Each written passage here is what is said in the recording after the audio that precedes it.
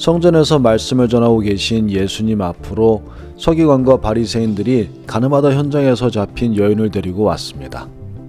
그리고는 예수님께 모세는 율법에 이러한 여자를 돌로 치라 명하였거니와 선생은 어떻게 말하겠나이까? 라고 묻습니다. 그때 예수님께서는 몸을 굽혀 손으로 땅에 무엇인가를 쓰셨습니다. 계속 답을 요구하는 서기관과 바리새인에게 너희 중에 죄 없는 자가 먼저 돌로 치라고 말씀하시고는 다시 몸을 굽혀 땅에 두 번째 무엇인가를 쓰셨습니다.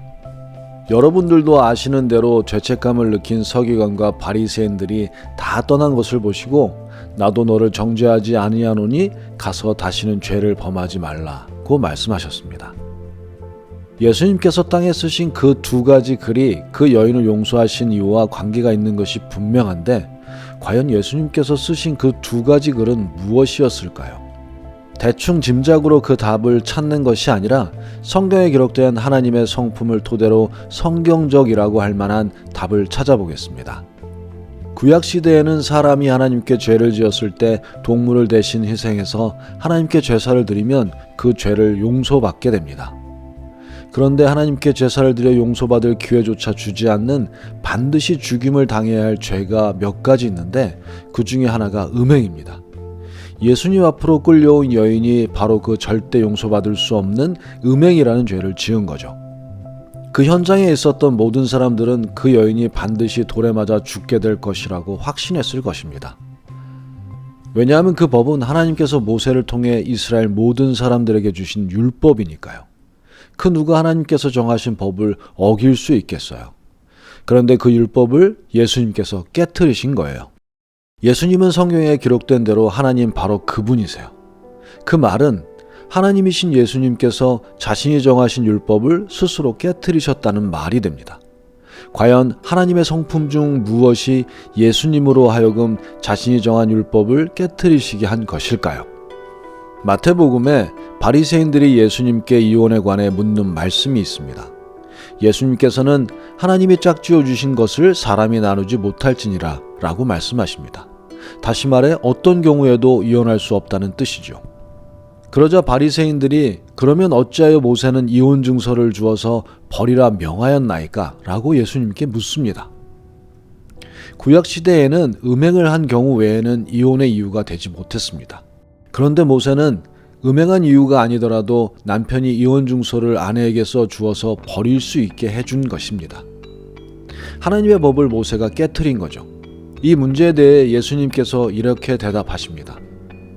모세가 너희 마음의 완악함 때문에 아내 버림을 허락하였거니와 본래는 그렇지 아니하니라. 예수님께서 말씀하신 완악함은 무엇일까요? 그 완악함이 얼마나 대단한 것이길래 하나님과 대면하여 대화를 나눈 대선지자 모세로 하여금 하나님의 법을 깨트리게 한 것일까요? 이스라엘 남자들이 젊어서 결혼한 아내가 나이가 들어 미모가 전같지 않게 되면 젊은 새 아내를 들이고 나이 든 본처를 학대하는 경우가 흔했다고 합니다. 때로는 물리적인 학대가 너무 심해서 몸에 생긴 멍과 상처를 긴 옷으로 감추게 했는데 이것을 하나님께서 미워하신다고 성경에 기록되어 있습니다. 말라기에 이렇게 기록되어 있습니다. 이스라엘의 하나님 여호와가 이르노니 나는 이혼하는 것과 학대로 옷을 가리우는 자를 미워하노라. 만군의 여호와의 말이니라. 그러므로 너희 심령을 삼가지켜 괴사를 행치 말지니라. 자기 자신처럼 사랑해야 할 아내를 학대하는 그 마음이 완악한 것입니다. 하나님께서 가장 미워하시는 것이 사람을 괴롭게 하는 것입니다. 지면에서 가장 온유한 사람이라고 하나님께서 평가하신 모세는 남편으로부터 학대당하는 아내를 보고 괴로워하시는 하나님의 마음을 똑같이 갖고 있었나 봅니다. 완악한 남편의 학대로부터 아내를 구하기 위해 하나님의 성품을 가진 모세는 하나님의 법을 깨트렸고 하나님께서 이를 허락하셨습니다. 자, 이제 다시 가늠하다 잡혀온 여인의 이야기로 돌아가 보겠습니다. 지금까지의 말씀을 근거로 볼 때 예수님께서 땅에 쓰신 그 두 글은 무엇이었을까요? 저는 감히 이렇게 말하겠습니다. 예수님께서 첫 번째 땅에 쓰신 글은 하나님은 사랑이시다 이고 두 번째 땅에 쓰신 글은 사랑은 용서입니다.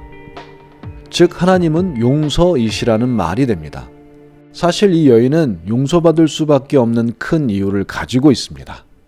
그 이유를 설명하려면 상당한 시간이 걸리기 때문에 기회가 될 때 영상을 준비해 보겠습니다. 어떤 이유가 되었든 이 여인은 괴로움을 당하고 있음이 분명합니다. 괴로움을 당하고 있는 여인을 향한 예수님의 사랑이 절대적인 하나님의 법마저도 깨트린 것입니다. 여러분, 혹시 이것을 알고 계신가요? 하나님의 마음은 하나님의 법 위에 있습니다. 사랑이 온 율법의 완성이라는 말씀이 있습니다. 하나님은 사랑 그 자체이십니다. 하나님의 사랑의 마음은 하나님께서 지으신 모든 법 위에 있습니다. 오늘도 함께 해주셔서 감사합니다.